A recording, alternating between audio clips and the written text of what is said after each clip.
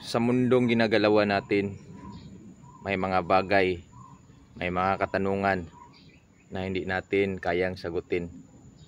May mga pangyayaring hindi natin kontrolado. Pero lahat ng yan, lahat ng pangyayari na yan ay bunga sa ating mga desisyon na ginagawa. Ika nga, lahat ng mga desisyon natin ay may kaakibat yan na responsibilidad.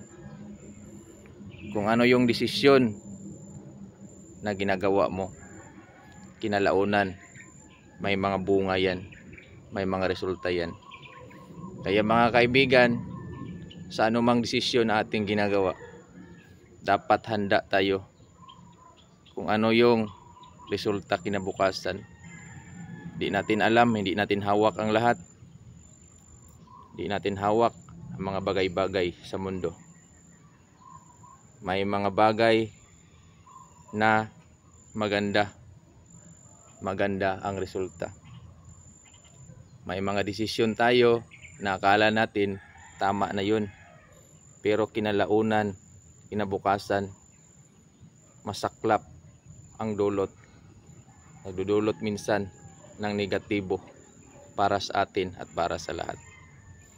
Kaya kagaya ng sinasabi ko, huwag tayong padalos-dalos sa mga desisyon sa buhay. Madali lang ang magdesisyon, ngunit ang resulta niyan hindi natin alam.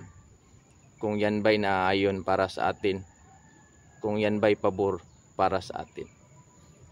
Tulad ng mga nangyayari sa ngayon, maraming nagbabago, maraming pagbabago. Dapat handa tayo sa anumang oras kasi hindi natin hawak ang lahat.